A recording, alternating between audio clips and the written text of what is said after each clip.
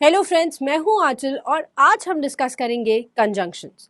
Conjunctions अगर आपसे पूछा जाए कि ये क्या है, तो एक ऐसा वर्ड है जो दो वर्ड्स को, दो फ्रेजेस को या दो सेंटेंसेस को ज्वाइन करने के लिए यूज किया जाता है।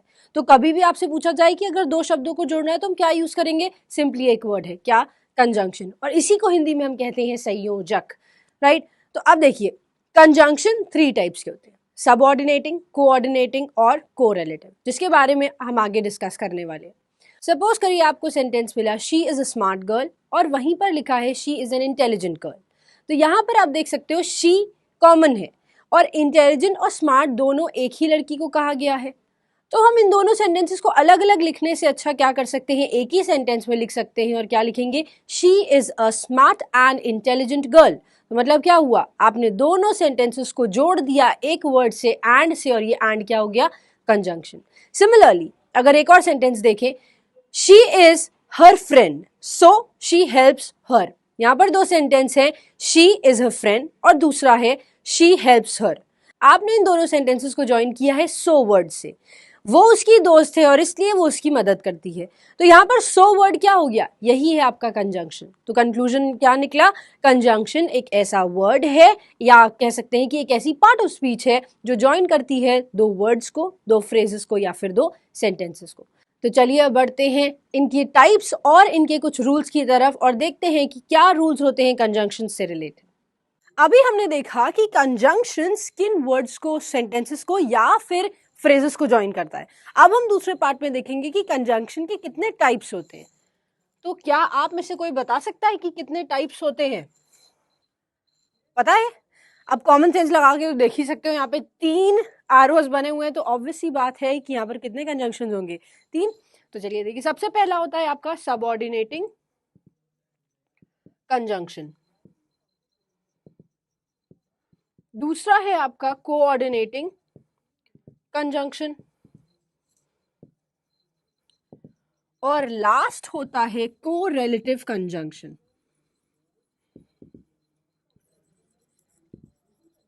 क्या डिफरेंस होता है सबऑर्डिनेटिंग, कोऑर्डिनेटिंग या कोरिलेटिव कंजंक्शंस में, अब हम इसे देखेंगे। तो सबसे पहला जो पार्ट है हमारा वो है सबऑर्डिनेटिंग कंजंक्शन। जब हमारे पास दो ऐसे सेंटेंसेस लिखे हों जो एक दूसरे के ऊपर डिपेंडेंट है, एक दूसरे के ऊपर निर्भर करते हैं उनकी मीनिंग को इंप्लाई करने के लिए, तो हम उन वर्ड्स को क्या बोलते हैं, सबऑर्डिनेटिंग कंजंक्शंस। तो कौन से कंजंक्शंस होते हैं, जॉइंस टू डिपेंडेंट सेंटेंसेस। ऐसे कंजंक्शन जो दो डिपेंडेंट सेंटेंसेस को ज्वाइन करेंगे उनको हम बोलेंगे सब ऑर्डिनेटिंग कंजंक्शंस। फॉर एग्जाम्पल, चलिए हमने यहां पे दो सेंटेंसेस लिखे, I shall read this book, एक सेंटेंस। दूसरा लिखा you recommend it, I shall read this book, you recommend it. अगर आप दूसरे सेंटेंस को देखो तो जो यहां पर इट लिखा हुआ है, ये इट किस चीज के लिए लिखा है, बुक के लिए लिखा है। अगर सपोज करिए हम पहला वाला सेंटेंस हटा दें तो क्या दूसरा सेंटेंस अपनी मीनिंग को बता पाएगा कि वो इट किस लिए यूज हुआ है, नहीं बता पाएगा। तो इसका मतलब क्या हुआ, ये सेंटेंस पहले वाले सेंटेंस के ऊपर डिपेंडेंट है, ठीक है।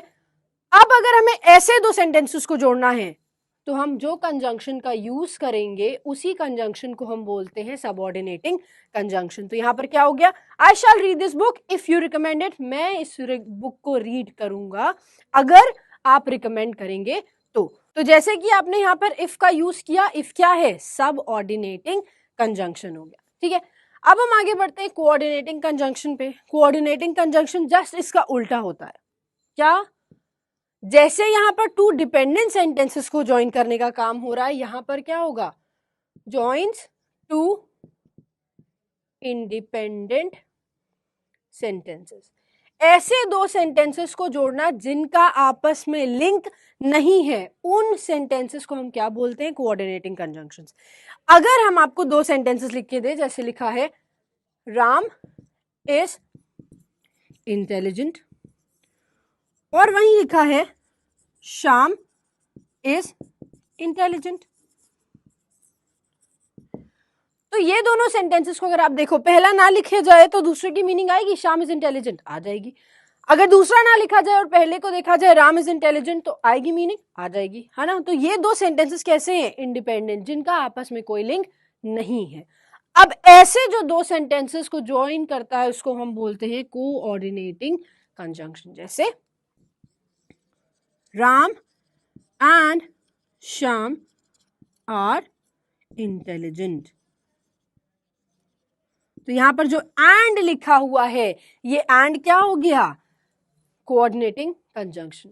अब बढ़ते हैं कोरिलेटिव कंजंक्शन की तरफ, जो ये कहता है कि जब भी हम कंजंक्शन को यूज करें और उसके साथ अगर कोई पेयर यूज होगा तो उसे हम बोलते हैं कोरिलेटिव। बताइए कौन से, एक बहुत कॉमन है क्या, ईदर, जिसके साथ क्या लगता है, और, neither, nor, Indeed, but, although या दो के साथ आप येट को भी यूज करते हो या फिर आप कॉमा भी लगाते हो। तो जहां पर भी आप ऐसे कंजंक्शंस देखेंगे जिनके साथ पेयर यूज होता है और जो अपने पेयर के बिना यूज नहीं होते हैं, उन कंजंक्शंस को हम बोलते हैं कोरिलेटिव कंजंक्शन। तो सबऑर्डिनेटिंग में आपके पास दो सेंटेंसेस आएंगे, एक होगा प्रिंसिपल क्लॉज जिसकी मीनिंग आप अपने आप निकाल सकते हो, और दूसरा होगा सबऑर्डिनेटिंग क्लॉज जिसकी मीनिंग आप प्रिंसिपल क्लॉज के बिना नहीं पता लगा सकते।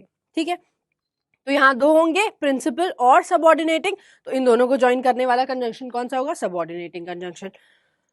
कोऑर्डिनेटिंग कंजंक्शन में दोनों ही क्लॉजेस प्रिंसिपल क्लॉज होते हैं। क्यों, क्योंकि दोनों ही की ही मीनिंग आप अलग अलग लिख के समझ सकते हो। तो जो दो प्रिंसिपल क्लॉज को जोड़ता है उसे हम क्या बोलते हैं, कोऑर्डिनेटिंग कंजंक्शन।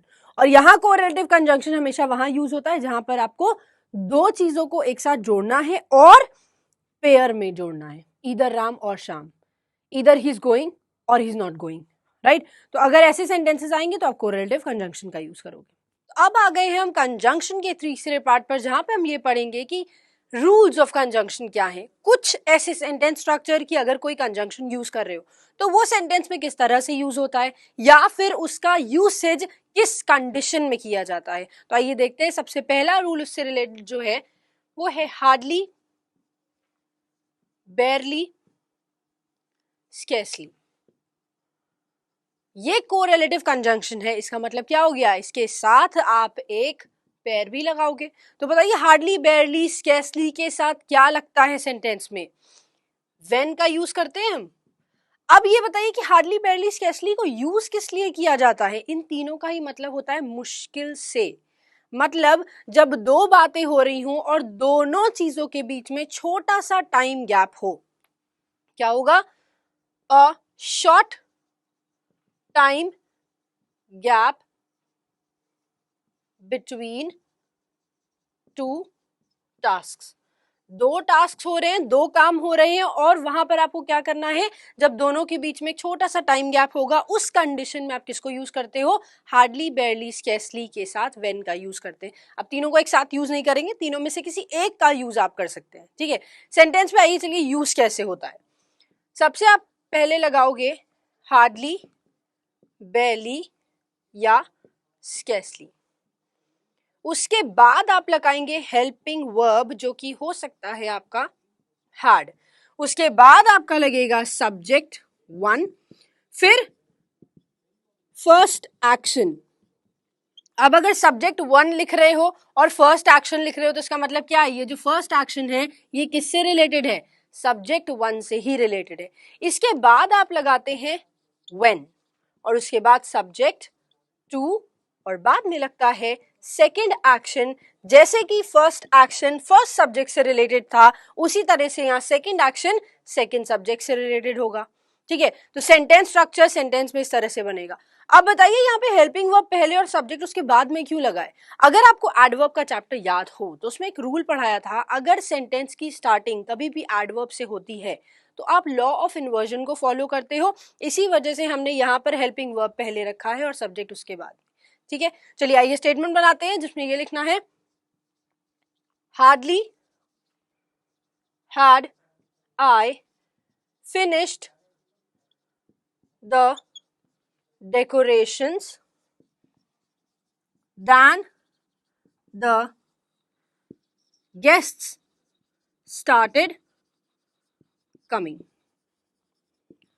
सेंटेंस क्या लिखा है? Hardly had I finished the decorations than the guest started coming. अब अगर हम सेंटेंस स्ट्रक्चर से अपने मैच करें तो क्या लिखा है? हार्डली, जो कि करेक्ट है, राइट। उसके बाद हमें लगाना था हेल्पिंग वर्ब, जो कि हमने लगाया है, वो भी करेक्ट है। उसके बाद आना चाहिए था सब्जेक्ट वन, जो कि आई लगा है, वो भी करेक्ट है। और आई ने क्या किया है? फर्स्ट एक्शन, आई का काम क्या था? Finished the decorations. तो आई ने वो काम खत्म कर लिया, इसका मतलब आपका फर्स्ट एक्शन भी लगा हुआ है। उसके बाद आपको क्या यूज करना था? व्हेन। और आपने स्टेटमेंट में लगाया क्या है? दैन, जो इस स्टेटमेंट को गलत कर देगा। हम क्या लगाएंगे? व्हेन। और उसके बाद लगेगा सेकंड सब्जेक्ट, जो कि आपने क्या लिखा है?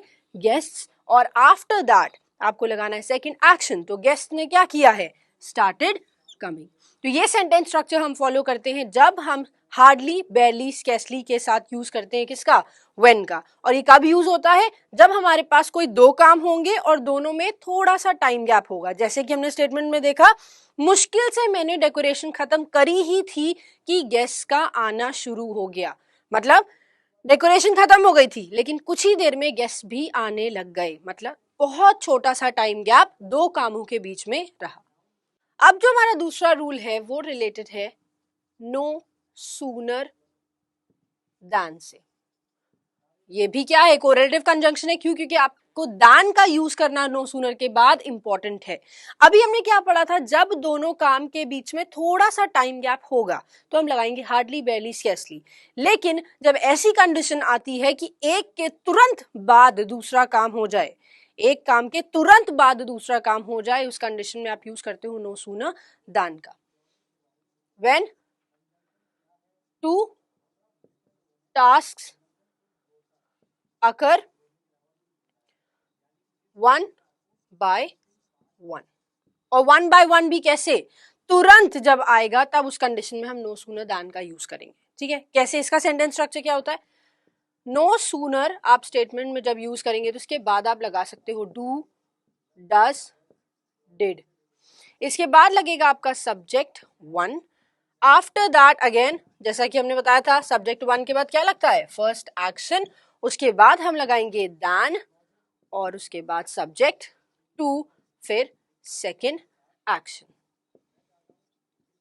डिफरेंस कहां पे आया है? सिर्फ डिफरेंस आया है इसके हेल्पिंग वर्ब में, और दूसरा डिफरेंस आया है आपको व्हेन की जगह दैन लगाना है जब आप नो सूनर का यूज कर रहे होंगे तब।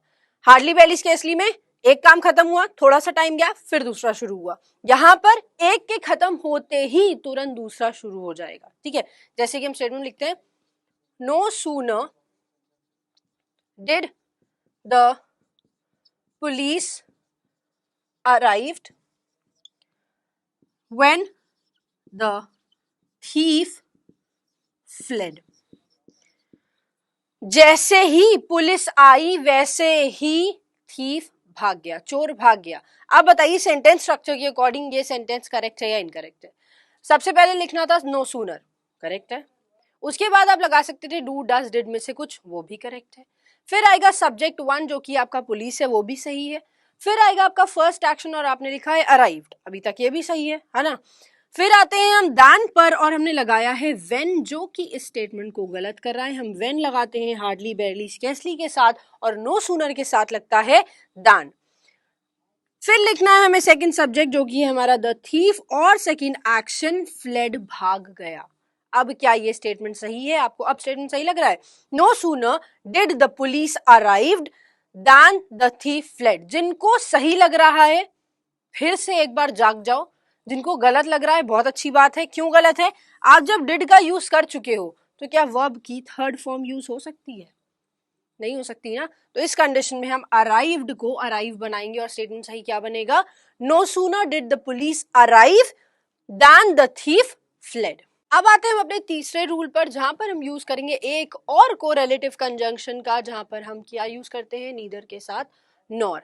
तो नीदर नॉर कब यूज होता है? सबसे पहली बात, can not be used for more than to.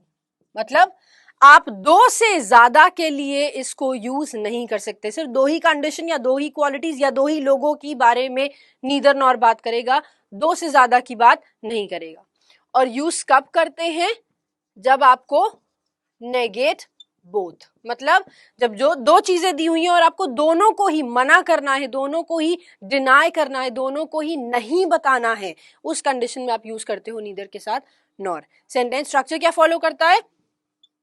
Neither plus subject one plus first action plus nor plus subject two plus second action. तो ये सेंटेंस स्ट्रक्चर फॉलो करेगा नीदर नॉर, जहां पर आपको दोनों चीजें नहीं बोलनी होगी। ठीक है, चलिए हमने स्टेटमेंट लिखा Rahul is neither smart nor intelligent.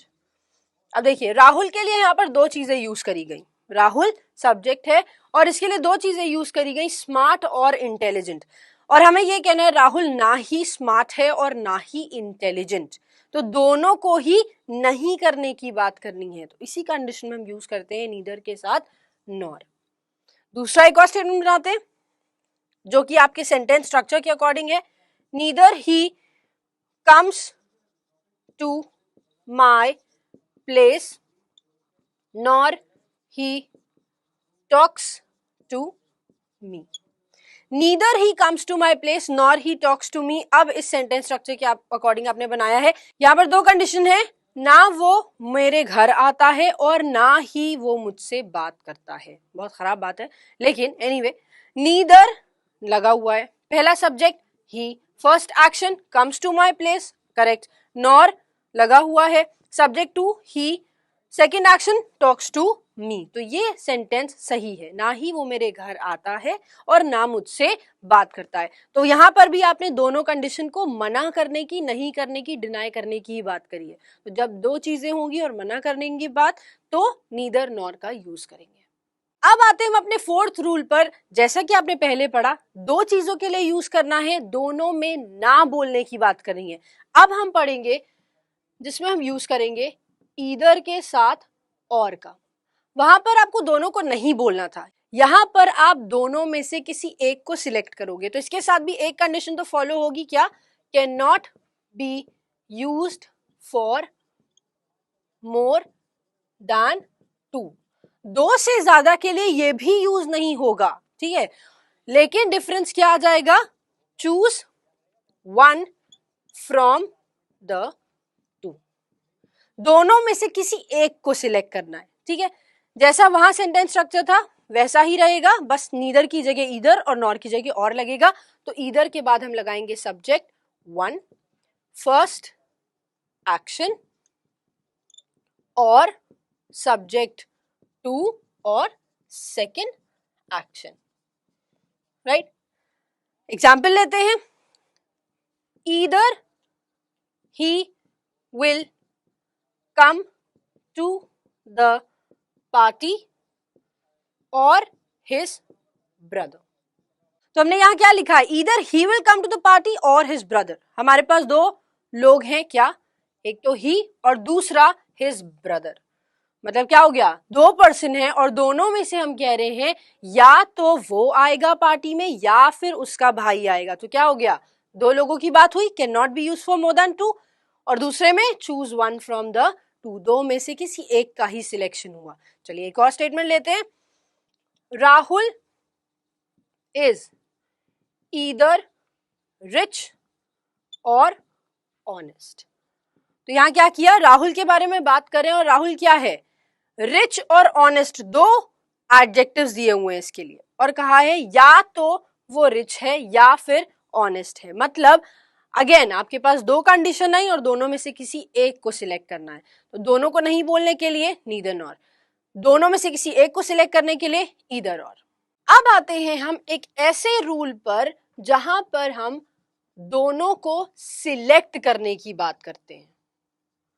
मतलब क्या हुआ? यहां पर भी एक रूल यूज होगा, can not be used for more than two. यहां पर भी ये दो से ज्यादा के लिए यूज नहीं हो सकता। और दूसरी कंडीशन क्या आएगी? Except both. पहले आपने पढ़ा दोनों में से दोनों को नहीं बोलने का। फिर आपने पढ़ा दोनों में से किसी एक को सिलेक्ट करने का।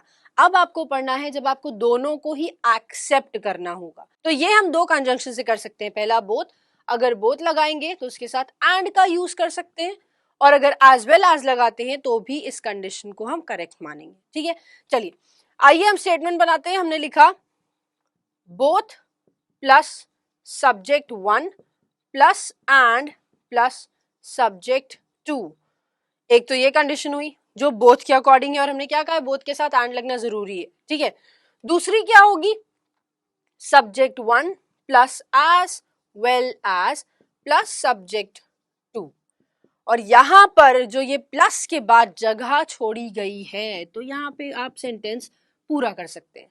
अब एक आपको बात बताएं, जो कंडीशन डिसिमिलर कर देती है इन बोथ और एज वेल एज को, क्या करेगी, जब आप बोथ और एंड का यूज करते हो तो उस कंडीशन में वर्ब जो लगेगा वो हमेशा प्लूरल होना चाहिए। क्यों? क्योंकि यहां पर दोनों चीजें आप एंड से ज्वाइन कर रहे हैं। लेकिन जब आप एज वेल एज से ज्वाइन करेंगे तो वर्ब आपका लगेगा according to the first subject. जो आपका वर्ब यूज होगा वो किसके अकॉर्डिंग होगा, फर्स्ट सब्जेक्ट के अकॉर्डिंग। और फर्स्ट सब्जेक्ट कौन सा है, ये वाला है। अगर ये सिंगुलर है तो वर्ब सिंगुलर लगाओगे, अगर ये प्लूरल है तो वर्ब भी प्लूरल लगेगा। चलिए स्टेटमेंट देखते हैं। Both India as well as Pakistan are developing. Both India as well as Pakistan are developing. अब आप बताइए ये स्टेटमेंट गलत है या सही है। आपने बोथ भी लगा दिया, एज वेल एज भी लगा दिया, तो ये तो गलत हो जाएगा। क्यों? क्योंकि आप इन दोनों में से एक का यूज करेंगे, दोनों को एक साथ यूज नहीं कर सकते। तो क्या करेंगे, बोथ को हटा देंगे। क्या हम बोथ को हटा सकते हैं? चलिए देखते हैं। अगर हम बोथ को हटाते हैं और सेंटेंस स्टार्ट होता है India as well as Pakistan are developing. Are developing, अभी हमने क्या कहा, जब एज वेल एज लग जाएगा तो वर्ब पहले वाले सब्जेक्ट के अकॉर्डिंग लगेगा, लेकिन यहाँ पे तो वर्ब आर लगा हुआ है जो कि स्टेटमेंट को इनकरेक्ट कर देगा। तो हम क्या करेंगे, हम बोथ को ना हटाकर एज वेल एज से एंड बना देंगे, तब ये सेंटेंस बिल्कुल करेक्ट हो जाएगा। अगर बोथ हटाते हो तो यहां पर तो चेंज आ गया, बोथ भी हटाओगे फिर आर को भी चेंज करोगे, एक सेंटेंस में दो गलतियां तो नहीं निकाल सकते ना। इसलिए क्या करेंगे, सिर्फ एज वेल एज को हटा के एंड करेंगे, जिसके अकॉर्डिंग वर्ब प्लूरल लगना चाहिए, और आर लगाया है तो ये सेंटेंस गलत नहीं होगा। सेंटेंस बनेगा both India and Pakistan are developing. चलिए एक और स्टेटमेंट लेते हैं। Red as well as blue are attractive colours. Red as well as blue are attractive colours. तो यहां पर आपने क्या यूज किया है, रेड पहला सब्जेक्ट, एक कलर का नाम है, एज वेल एज लगाया और दूसरा सब्जेक्ट था ब्लू, और आपने जो वर्ब यूज किया वो है आर, जो कि स्टेटमेंट को गलत कर रहा है। क्यों? क्योंकि जब भी एज वेल एज लगेगा तो वर्ब यूज होगा फर्स्ट सब्जेक्ट के अकॉर्डिंग, जो कि रेड है, और रेड सिंगुलर है तो आप आर नहीं क्या लगाओगे, इज अट्रैक्टिव कलर्स। कभी कभी सेंटेंस सुनने में सही नहीं लगता है, लेकिन ग्रामर के अकॉर्डिंग वो सेंटेंस बिल्कुल करेक्ट होता है। तो यहां पर जो हमने लिखा है red as well as blue is attractive colour, तो ये सही सेंटेंस है। नेक्स्ट रूल हमारा रिलेटेड है अनटिल और अनलेस से। देखिए बहुत कंफ्यूजन होती है कब अनटिल लगाना है कब अनलेस लगाना है, और कुछ लोग अनटिल और अनलेस की स्पेलिंग में भी कंफ्यूज होते हैं। अनलेस में एस एस लगता है, लेकिन अनटिल के लास्ट में सिर्फ सिंगल एल का ही यूज किया जाता है। तो डिफरेंस क्या है इन दोनों में अगर हम बात करते हैं तो देखो, ये दोनों ही कंडीशन को डिफाइन करने के लिए होता है। जब तक, जब ये वर्ड यूज करना होता है तो हम अनटिल या अनलेस का यूज करते हैं, है ना। डिफरेंस क्या है, जब अनटिल यूज करेंगे तो ये होता है हमेशा टाइम ओरिएंटेड। मतलब आप अगर एक टाइम क्लॉज मेंशन कर देते हो कि जब तक ऐसा नहीं होगा तब तक दूसरी चीज नहीं होगी, तब आप उसको टाइम क्लॉज के साथ अनटिल का यूज करते हो। लेकिन अनलेस कंडीशन ओरिएंटेड होता है। कंडीशन ओरिएंटेड, या फिर आप कह सकते हो एक्शन, जब तक कोई चीज होगी नहीं, कोई काम नहीं होगा, तब तक आप अनलेस का यूज करेंगे। ठीक है, चलिए आइए देखते हैं किस तरह से यूज होता है। अगर हम सेंटेंस लिखें until you work hard, you will not succeed. एक तो ये सेंटेंस हो गया. दूसरा, unless the light turns red, no one will come. तो यहां पर आपको दो स्टेटमेंट दिया गया, until you work hard you will not succeed और unless the light turns red no one will come. अब आप बताइए क्या ये स्टेटमेंट्स आपको सही लग रहे हैं? हमने क्या कहा था, जब until यूज करोगे तो टाइम ओरिएंटेड होना चाहिए, मतलब टाइम क्लॉज देना चाहिए कि जब तक ऐसा नहीं होगा. तो क्या हुआ, you work hard. Work hard, ये तो एक्शन की बात आ गई. जब तक आप कड़ी मेहनत नहीं करेंगे, तो ये एक्शन हुआ कि नहीं, काम करने वाली बात हुई. एक्शन नहीं करेंगे तब तक यू विल नॉट सक्सीड, तब तक आप सक्सीड, सफल नहीं हो पाएंगे. तो उस कंडीशन में यहाँ अनटिल नहीं आना चाहिए. क्योंकि जब हम एक्शन की बात करते हैं तो अनलेस लगेगा. ठीक. और दूसरा अगर देखें, unless the light turns red no one will कम.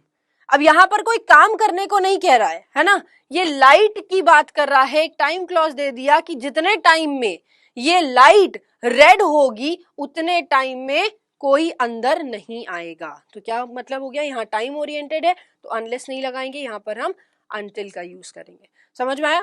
तो जब भी टाइम ओरिएंटेड है अनटिल, कंडीशन या एक्शन ओरिएंटेड है अनलेस.